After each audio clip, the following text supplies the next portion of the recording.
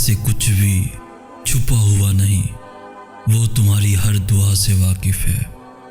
بس وہ چاہتا ہے کہ تم اپنی خواہشات کو اس کے سپرد کر کے بے فکر ہو جاؤ، اور یقین رکھو کہ جو ہو رہا ہے اسی میں اللہ کی رضا ہے، اور اس کی رضا سے بہتر تو کسی کی رضا نہیں ہو سکتی۔ اگر تم جان جاؤ کہ جو تمہیں ابھی نہیں مل سکا اس میں اللہ کی کتنی بڑی مصلحت تھی، تو تم اس کی محبت دیکھ کر اشک بار ہو جاؤ۔ اگر تم جان جاؤ کہ اس نے تم سے کچھ لے کر تمہیں کیا کچھ دینے کا سوچ رکھا ہے، تو تم تمام عمر سجدے سے سر نہ اٹھاؤ۔ اگر تمہیں ذرا سا بھی اندازہ ہو جائے کہ وہ کیسے تمہارے معاملات سنبھالتا ہے، تو تمہارا دل اس کی محبت سے پھٹ جائے۔ اللہ تمہیں تمہارے نصیب کے سامنے بے بس اس لیے نہیں کرتا تاکہ تم مایوس ہو جاؤ یا کمزور پڑ جاؤ، بلکہ وہ بے بسی تب لاتا ہے جب وہ چاہتا ہے کہ تم اسے پکارو اور اس بات کی گواہی دو کہ اس کا ایک حکم نصیب کے سارے پنے بدل سکتا ہے۔ یعنی تم اس سے دعا کرو، اس سے وہ مانگو جو تمہیں چاہیے، تو پھر جو چاہیے اس سے اللہ سے ضرور مانگو، مگر اس کے پیچھے مت بھاگو۔ اگر دل کا سکون چاہتے ہو تو ان معاملات کو اللہ کے حوالے کرنا سیکھو جنہیں تم بدل نہیں سکتے۔ دستبردار ہونا سیکھو، چیزوں کو آزاد کرنا سیکھو، خود سے محبت کرنا سیکھو، یہ سوچے بنا کہ جو مانگ رہے ہو وہ ممکن ہے بھی یا نہیں، کیونکہ اللہ کے لیے کچھ بھی ناممکن نہیں، اس کے لیے تو کچھ بھی مشکل نہیں۔ وہ چاہے تو آسمان زمین بن جائے اور زمین آسمان میں بدل جائے، وہ چاہے تو دن رات ہو جائے اور رات دن بن جائے، ساری بات تو صرف اس کی چاہت کی ہے۔ تو پھر ہمت مت ہارو، وہ اگر دعا کی توفیق دے رہا ہے تو جان لو کہ وہ مان گیا ہے، دیری بس اس لیے کر رہا ہے تاکہ تمہیں اپنے اور قریب لا سکے اور پھر تمہیں وہاں سے عطا کر سکے جہاں تمہارے مقدر کی بھی رسائی نہیں۔ اللہ تو ان دروازوں کو بھی کھول دیتا ہے جن پر تم دستک نہیں دیتے، تو پھر وہ کیسے ان دروازوں کو نہیں کھولے گا جن پر تمہاری دعاؤں کا مسلسل پہرا ہے۔ وہ تو ہر لمحہ تمہارے لیے کہیں نہ کہیں سے راستہ نکالتا رہتا ہے، وہ تو ہمیشہ تمہاری دعاؤں کا منتظر رہتا ہے کہ کب تم اس کو منانے آؤ اور وہ مان جائے۔ پھر یہ مایوسی اور یہ اداسی کیسی؟ جو ذکر علیہ السلام کا رب ہے وہ تمہارا بھی تو رب ہے، جس نے ہاجرہ کو پیاسے رہنے نہیں دیا، وہ کیسے تمہیں تڑپتا ہوا چھوڑ سکتا ہے؟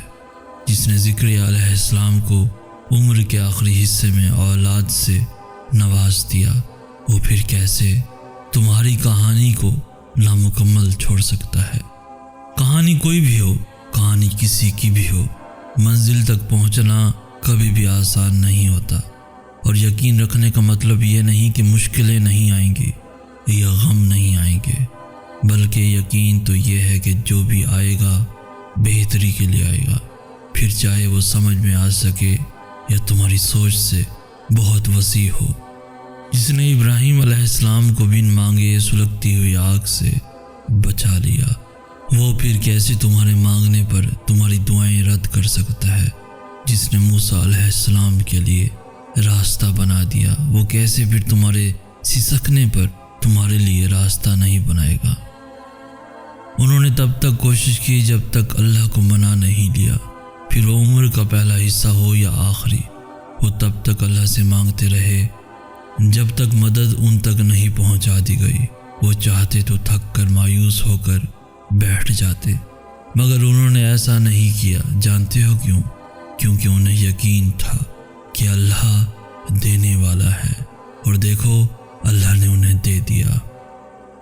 وہ دعا ہی تھی جس نے موسیٰ علیہ السلام کے لیے سمندر کو 2 حصوں میں بانٹ دیا، وہ دعا ہی تھی جس نے ابراہیم علیہ السلام کے لیے سلگتی ہوئی آگ کو ٹھنڈا کر دیا، وہ دعا ہی تھی جس نے یوسف علیہ السلام کو کنویں میں راستہ دکھا دیا۔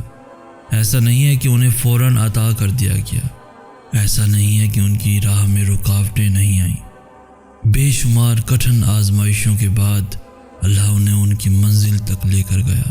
سفر کسی کے لیے بھی آسان نہیں تھا، مگر جس نے یقین رکھا اس کے لیے اللہ معجزوں تک پہنچنے کی راہیں آسان کرتا گیا۔ وہ دعا ہی تھی جس نے ہاجرہ کو صحرا کے درمیان میں زمزم پلایا۔ وہ دعا ہی تھی جس نے یونس علیہ السلام کو مچھلی کے پیٹ میں بھی زندہ رکھا۔ وہ دعا ہی تھی جس نے ذکر علیہ السلام کو عمر کے آخری حصے میں اولاد سے نوازا۔ دعا اللہ کے ہاں سب سے معتبر عبادت ہے جو پہاڑوں کو بھی سر کر جائے۔ دعا ایسی حیرت انگیز طاقت ہے۔ تمہاری ایک دعا تمہیں کہاں سے کہاں لے جا سکتی ہے۔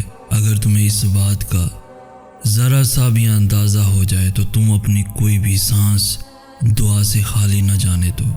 دعائیں کبھی بھی رد نہیں کی جاتی، بس دعاؤں کی قبولیت کا وقت مختلف ہوتا ہے۔ تو تمہیں صبر کرنا ہے اس وقت کے آنے تک، اور یقین رکھنا ہے کہ جو بھی آئے گا تمہارے حق میں بہترین ہو کر آئے گا۔ وہ تمہیں وہاں سے عطا کرے گا جہاں سے تم نے گمان بھی نہیں کیا ہوگا۔ وہ تمہاری دعاؤں کے جواب یوں دے گا کہ تم مطمئن ہو جاؤ گے۔ وہ تو کن کہتا ہے اور موسم پلک جھپکتے ہی بدل جاتے ہیں، بس یوں ہی وہ کن کہے گا اور یہ غم کا موسم بھی بدل جائے گا۔ وہ تمہیں اس لیے توڑتا ہے تاکہ تم اس سے جڑ جاؤ، اور جب تم اس سے جڑ جاتے ہو تو پھر کوئی تمہیں توڑ نہیں سکتا۔ جو اللہ نے تمہارے لیے لکھ دیا ہے اسے کائنات کی کوئی بھی چیز تم تک پہنچنے سے نہیں روک سکتی، اور جو تمہارے نصیب کا حصہ نہیں اس کو تمہاری دعاؤں کے علاوہ کائنات کی کوئی بھی چیز تم تک واپس نہیں لا سکتی۔ تم سوچتے ہو سارے راستے بند ہو گئے، مگر تم یہ نہیں جانتے کہ تمہاری دعائیں نیا راستہ بنا سکتی ہیں۔ تم جب تک اللہ سے دور رہتے ہو تب تک کمزور رہتے ہو، مگر جب وہ تم میں سما جاتا ہے تب تم سے زیادہ طاقتور شخص اور کوئی نہیں ہوتا، اور اس انسان سے زیادہ مضبوط کوئی ہو سکتا ہے جو اللہ کو اپنے لیے کافی کر لے۔ اس سے زیادہ صابر اور کون ہو سکتا ہے جو اللہ کے سوا اور کسی سے مدد طلب نہ کرے۔